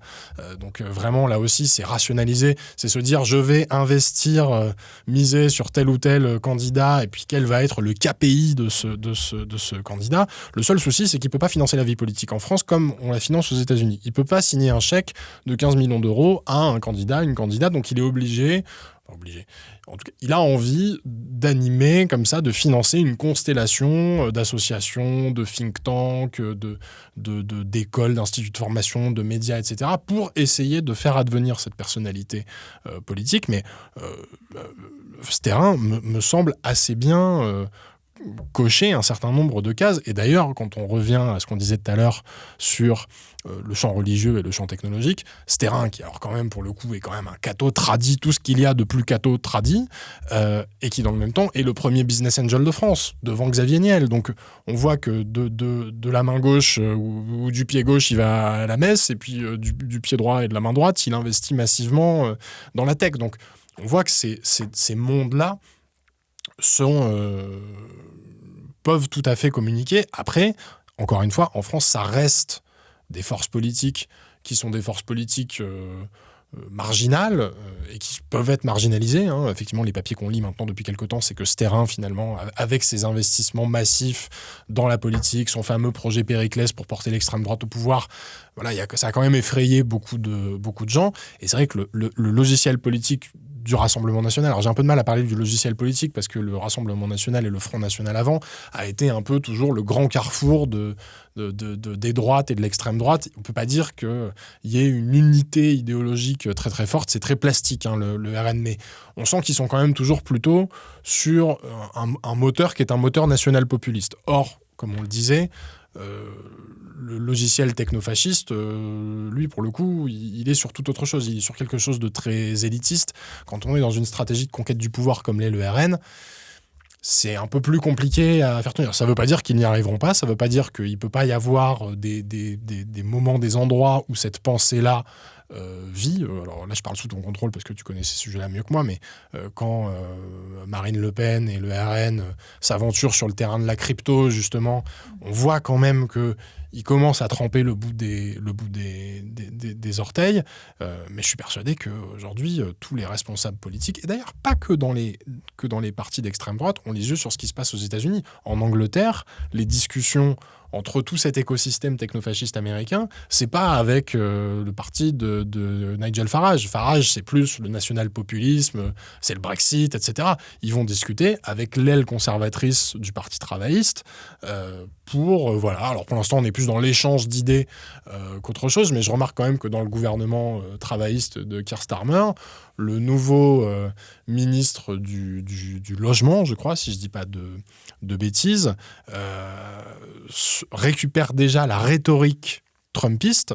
Donc, c'est plus le drill baby drill ou le plug baby plug, c'est build baby build, parce qu'ils ont besoin de construire des logements, etc., avec une casquette rouge. Et donc on voit à la fois l'architecture du pouvoir qu'on décrit depuis tout à l'heure, et on voit aussi cette circulation des idées, et comment cette circulation des idées peut ensuite faire advenir dans le champ politique des choses qui peuvent être quand même matériellement auscultées. Et parlons aussi de la culpabilité historique du macronisme là-dedans, parce que même si on ne peut pas qualifier le macronisme de compatible avec la rhétorique technofasciste, quel autre gouvernement et force politique a autant en France imposé l'idée qu'il fallait numériser, digitaliser, devenir une start-up nation, investir dans l'IA, l'entrepreneur technologique étant le nouveau messie, pardon, mais sur un autre axe, mais qui est plus là encore de l'ordre de la normalisation et de la circulation des idées, le macronisme a fait un énorme travail aussi dans cette direction. Même si, encore une fois, je ne suis pas en train de dire que le macronisme est compatible avec le technofascisme. Non, mais la French Tech, c'était le lieu du politique. De fait, le début du mandat de Macron, c'était dire le champ de l'entreprise. Alors après, encore une fois... Tous les états d'exception qui bénéficient à ces entreprises de la French Tech, exception réglementaire, toute l'espèce de délire autour du bac à sable réglementaire qui, en fait, fait des régimes d'exception pour que ces boîtes, sur le plan fiscal, etc., aient des avantages. Toutes ces licornes dont on n'entend plus parler et qui ont perçu des milliards d'argent public... moi, je prends souvent au cas de Sorare, l'espèce de carte Panini NFT. On n'entend plus parler. Je veux dire, ils ont eu combien de milliards d'argent public, ces gens, aujourd'hui ? C'est ça aussi, J'ai joué au foot la semaine dernière avec un type qui avait un maillot Sorare. Au secours, en fait, ils deviennent quoi, Sorare ? Je pose la question, s'ils nous écoutent. Êtes-vous vivant ? Une fois qu'on fait ce constat qui est quand même assez terrifiant, que ce soit aux États-Unis, à l'international, même en France, comme on le voit, qu'est-ce qu'on peut faire finalement ? Quelles sont les solutions face à tout ce dont on a parlé ? Être antifasciste.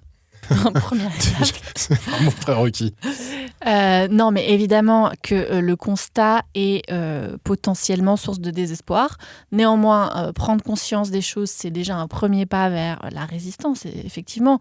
Donc là, il faut quand même saluer l'action historique de collectifs militants qui œuvrent sur ces questions. Je pense à la Quadrature du Net, mais à bien d'autres. Le nuage était sous mes pieds à Marseille. Tous ces collectifs qui vont résister justement à l'échelle locale sur l'implantation de data centers, qui vont aller questionner les administrations publiques en leur disant quels sont les investissements que vous menez, pourquoi, etc. Donc, ils vont jouer ce rôle de contre-pouvoir citoyen. Donc, évidemment, le rapport de force n'est pas en faveur de ces collectifs-là, mais ils existent et il faut saluer leur travail et espérer qu'ils grossissent. Par ailleurs, tous les collectifs militants sur la question écologique devraient essayer de s'articuler avec ces luttes-là, parce que s'il y a vraiment un péril aujourd'hui, c'est aussi sur la question du coût écologique abyssal de tous ces investissements dans la tech. Et voilà, donc nous, on appelle à une mise en réseau de tous ces collectifs. Et puis, je pense qu'après, il y a un enjeu qui est là plus dans le champ politique, alors électoraliste, mais aussi mouvement social, au sens de syndicats, groupes militants associatifs et partis électoralistes, de clarifier leur position stratégique vis-à-vis de ces technologies. Aujourd'hui, qu'un parti par exemple de gauche de rupture. Bon, je ne pense pas que ça existe, j'ose espérer, mais quoique, il y a eu quand même la tentation au cours de l'histoire, notamment chez les marxistes et les communistes, de considérer que la machine, alors pourquoi pas l'IA, si on entend machine, si on a une vision extensive de la machine, pourrait être un instrument de libération du labeur, pourrait justement permettre d'externaliser le travail et l'aliénation qui passait par le travail à ces machines. Bon, cette perspective-là, elle avait peut-être un certain charme au XXe siècle. On voit bien qu'aujourd'hui, en l'état actuel du rapport de force, c'est pas possible. Donc en fait, se désenvoûter aussi de ce rapport hypothétique à une émancipation par la machine, pour citer le sociologue Juan Sebastián Carbonell, l'IA ne peut pas être socialiste. Donc, disons-le, faut l'écrire dans le marbre. On arrête de fantasmer sur une IA éthique, humaniste, whatever. Ça n'adviendra pas. Donc maintenant, qu'est-ce qu'on fait ? Si on est un petit peu lucide et réaliste et qu'on a envie de prendre des positions radicales qui ont peut-être des effets politiques dans le réel, on refuse. Ça peut paraître un peu borné et adolescent, mais je pense qu'il y a une vraie réflexion stratégique à mener sur comment on essaie de se désincarcérer, de se sortir de ce qu'on a appelé, en conclusion, ce réalisme technofasciste. Donc c'est un emprunt à Mark Fisher qui parlait de réalisme capitaliste. There is no alternative, mais en fait, s'il y a une alternative, et elle commence par le fait de ne pas considérer que l'évolution technologique, et notamment l'IA, est inévitable. Ce qu'on essaie de nous vendre sous toutes ses formes, avec différents types de soupes et des recettes qui varient, mais qui c'est toujours l'idée que, voilà, c'est comme ça. La soupe a toujours le même goût. Et la soupe, elle a pas bon goût, et je pense qu'il faut refuser cette soupe. Et sur la question de l'inévitabilité, on voit dans le champ technologique, moi j'ai beaucoup travaillé avant qu'on s'intéresse à tout ça, sur les questions de surveillance. Là aussi, dans ces champs-là, on voit une puissance, une prééminence du discours de l'inévitabilité. C'est d'ailleurs, face à l'inévitabilité, on construit je déteste ce terme qui s'est vraiment démocratisé les 5 dernières années. Pour moi, c'est un terme qui est arrivé avec le Covid notamment, de l'acceptabilité, la fameuse acceptabilité sociale. Donc vraiment fabriquer du consentement pour que les gens se laissent bouffer la laine sur le dos. Donc je pense qu'il y a 2 axes qui rejoignent totalement ce que disait Nastasia. C'est que d'un côté, il faut sortir de cette espèce de brouillard, de brume eschatologique, sortir des discours de la fin du monde, sortir de cette emprise, alors qui est une emprise cognitive, pour le coup, vraiment con, c'est tous ces grands acteurs-là qui en plus ont la capacité de pousser ces récits, parce que pour certains d'entre eux, ils ont la main sur une partie de l'infrastructure de distribution de l'information, et donc forcément, c'est quand même plus facile de nous envoyer tous ces signaux-là. Je pense qu'il faut se sortir de ça, un peu de la même manière qu'il faut se désenvoûter des conférences sur l'antéchrist de Peter Thiel, pour ramener de la matérialité et voir que on est face à des systèmes, à des capitaux. Il y avait une citation que j'ai lue là récemment dans une interview d'un ethnographe américain qui s'appelle Sean Field, qui s'est intéressé aux nouveaux pétrogaziers du Texas, donc vraiment les nouveaux barons du pétrole et du gaz qui profitent de la fenêtre d'opportunité offerte par le retour de Trump. Et lui disait je m'intéresse à qu'est-ce qui meut ceux qui meuvent les capitaux, c'est-à-dire qu'est-ce qui anime ceux qui déplacent les capitaux. Et je pense qu'on a un vrai besoin d'ausculter de très très près la circulation de ces capitaux-là. Alors parfois c'est une circulation qui est une circulation très théorique, c'est comme, ça circule à l'état très gazeux, mais parfois il y a aussi des infrastructures qui sont créées. Et là, tout ce dont on parle, et cette fameuse inévitabilité, en fait, une bonne partie de cette infrastructure-là, qui est, mais c'est même plus énergivore, c'est une infrastructure dont on va hériter, même si la bulle de l'IA éclate, il restera ces data centers. Absolument destructrice. En fait, cette infrastructure-là, pour bonne partie, elle n'existe pas encore. Elle n'a pas encore été construite, donc elle peut se contester, et elle peut se contester sur des bases politiques, matérielles, écologiques, humaines, sociales, environnementales, tout un tas de questions qui ne sont jamais évoquées, parce que quand on a le sommet de l'IA au début de l'année, Emmanuel Macron, qu'est-ce qu'il dit ? Donc il reprend lui aussi la rhétorique trumpiste, il dit plug baby plug, en disant c'est génial, nous regardez, l'énergie est décarbonée en France puisqu'on est un pays historique du nucléaire civil, et il nous dit on va construire 35, je crois, de mémoire data center. À aucun moment, on nous dit pour faire tourner quelle puissance de calcul, avec quelles conséquences fiscales, sociales, environnementales. Tout ça, ça passe complètement à l'as. L'idée, c'est juste, il faut construire, il faut bâtir, il faut accélérer, il faut aller de l'avant parce que... Et maintenant, il fait mine de s'émouvoir que les réseaux sociaux ont un effet délétère, MDR en fait. C'est-à-dire qu'en fait, à un moment, ça fait maintenant 15 ans, peut-être même un peu plus, 20 ans, qu'en France et en Europe, on se dit simultanément... Oh là là, on se fait complètement damer le pion par les Américains et les Chinois. Faudrait vraiment... l'obsession, il y a 10 ans, 15 ans, c'était créer le Google européen, le Facebook européen, etc. Et aujourd'hui, on fait mine de s'émouvoir qu'alors qu'on a passé des années à essayer de répliquer le même modèle, mais vraiment trait pour trait, on fait mine de découvrir que ce modèle est destructeur, sans pour autant, d'ailleurs, en tirer les conclusions et se dire que si modèle alternatif il y a, ça ne peut pas être un modèle qui obéit aux mêmes logiques. C'est comme si demain on nous disait mais vous inquiétez pas, on va vous faire le néolibéralisme vertueux. C'est une construction de l'esprit, ça n'existe pas. Donc je pense qu'il y a un vrai besoin de remettre une matérialité là-dedans. Donc nous, on a aussi un travail de journaliste à faire. Je pense faut qu'on se forme sur un certain nombre de choses. Là, de la même manière qu'on s'est fait une formation accélérée en théologie avec le bouquin, je pense que sur l'investigation financière, ce genre de choses, va y avoir des choses à creuser.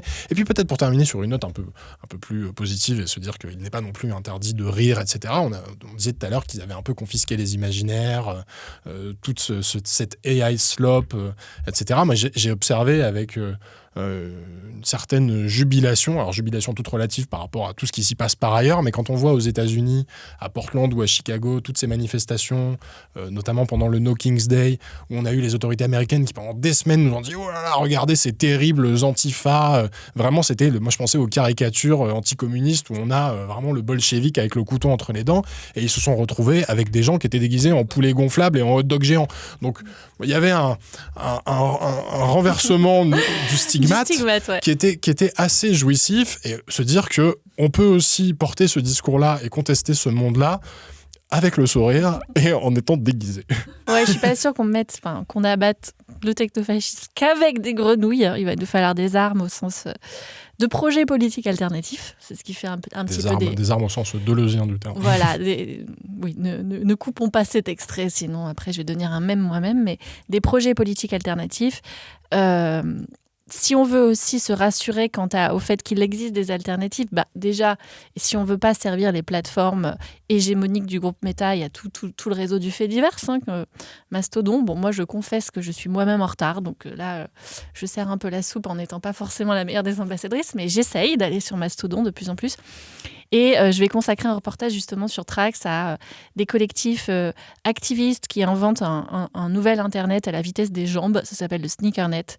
Alors, c'est certes groupusculaire, mais c'est vraiment très enthousiasmant. Et donc, je suis allée à la rencontre de ces personnes. Et c'est assez rassurant quant à l'état aussi de la créativité, de la réflexion et de la mise en pratique justement de ces alternatives qui, rappelons-le, existent, mais qui, pour le moment, restent un petit peu cantonnées dans des niches militantes, mais elles sont là quand même. Oui, on voit que c'est en train d'infuser aussi de ce côté-là la société. Et quand finalement, face à cette montée du technofascisme, il y a aussi une volonté de rentrer en résistance et de créer des projets de société un peu plus utopiques que ceux dont on a parlé aujourd'hui. On ne peut pas leur laisser le monopole du futur. Sur ce, Olivier Tesquet, merci beaucoup. Merci beaucoup, Chemène. Nastasia Adjadji, merci beaucoup. Merci.